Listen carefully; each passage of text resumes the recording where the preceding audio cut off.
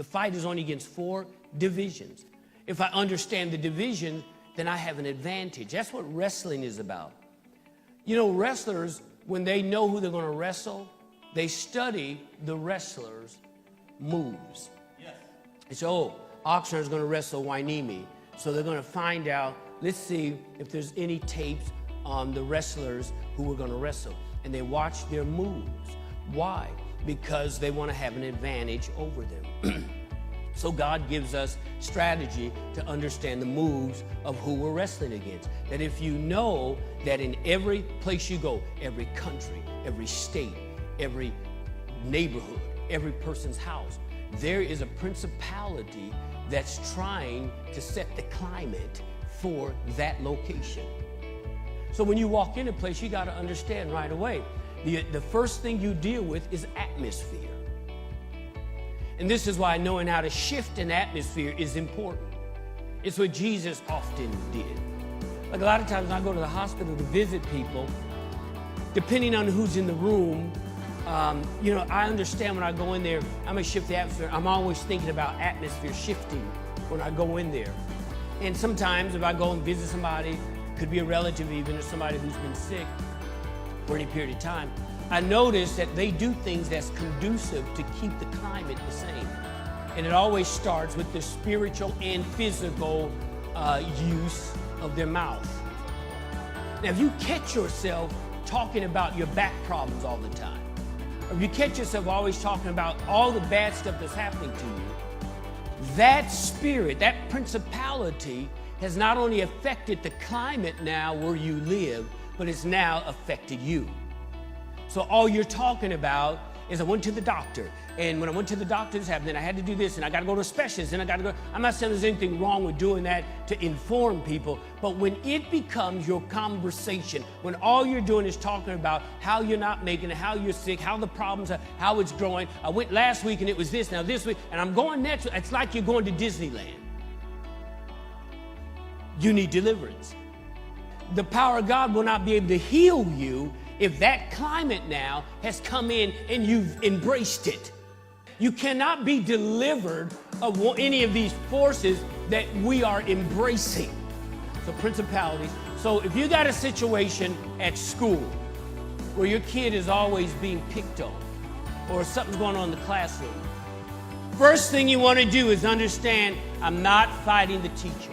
I'm not fighting one of these little kids. I'm fighting the source. So you want to understand, I've got to know that there is a spirit that has set the climate in this room or in this house, wherever you are, that I have to deal with. So you want to come into that situation, not screaming at the people, but dealing with what's behind the people. Going to your job, he says, it's hostile in here, the hostile environment. Every time I go in here, she always looking at me crazy. Everybody, I walk in here, something's going on. So what you're doing now is you are assessing the environment.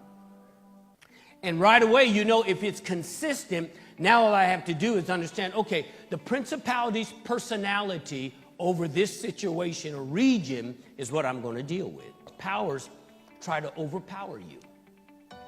That's what a power does. It tries to overpower you by making you frustrated.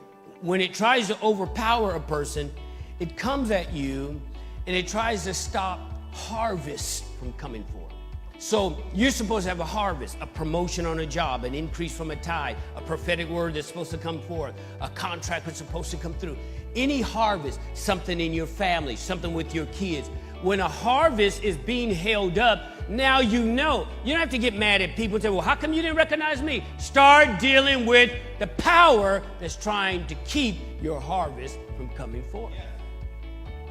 My healing, if it's taken too long to come, you have to start dealing with this demonic power that's trying to overpower what's supposed to come to me. Just think about it like that. The demonic power tries to overpower what's supposed to come to me.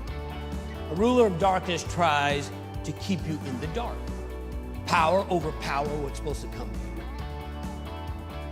Principalities, personality takes over an area. Ruler of darkness tries to keep you in the dark to the things of God. The word is light. So it wants to keep you in the dark So you don't understand your healing. You don't understand your prosperity. You don't understand what's yours according to the covenant.